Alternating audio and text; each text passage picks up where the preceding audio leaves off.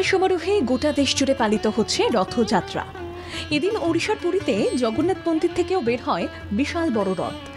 এই সুবিশাল রথে চেপেই জগন্নাথ, সুভদ্রা ও বলরাম যান মাসির বাড়ি গুন্ডিচায়। ৫৩ বছর পর চলতি বছরে রথযাত্রা দুদিন পালিত হবে।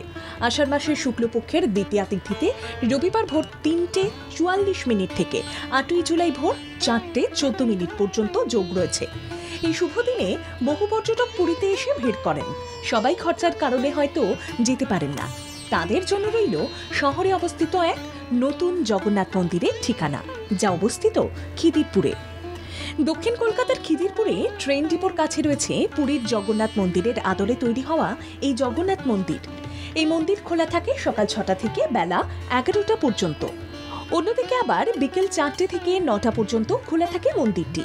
জগন্নাথ, বলরাম ও সুভদ্রাকে মন থেকে ডাকলেই মনের সব ইচ্ছে পূরণ হবে। সাদা রঙের এই মন্দিরের অসাধারণ কারুকার্য দেখেও আপনি মুগ্ধ হতে বাধ্য। এই মন্দিরের কাছে রাতে থাকার ব্যবস্থাও রয়েছে। পুরীর মন্দিরের রথের চাকা দেখতে পাবেন খিদিরপুরের জগন্নাথ মন্দিরে। এই মন্দিরের সিংহ দরজায় রয়েছে এই পুরীর রথের চাকা। কথিত আছে, ওড়িশায় যে পাথর দিয়ে জগন্নাথ ধাম তৈরি হয়েছিল, সেই পাথরের এক অংশ দিয়ে তৈরি খিদিরপুরের এই জগন্নাথ ধাম। মন্দিরের মধ্যে রয়েছে অরুণা স্তম্ভ, রয়েছে গেরুদা স্তম্ভ। রথের দিন এখানে মহাভোগ নিবেদন করা হয়। এই মন্দিরে কেবল জগন্নাথ দেব নন, রয়েছেন শ্রী গণেশ, দেবী সরস্বতী, মহাবীর হনুমান থেকে মা লক্ষ্মী।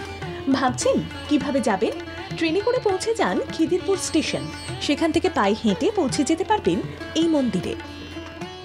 ব্যুরো রিপোর্ট, বাংলা জাগো।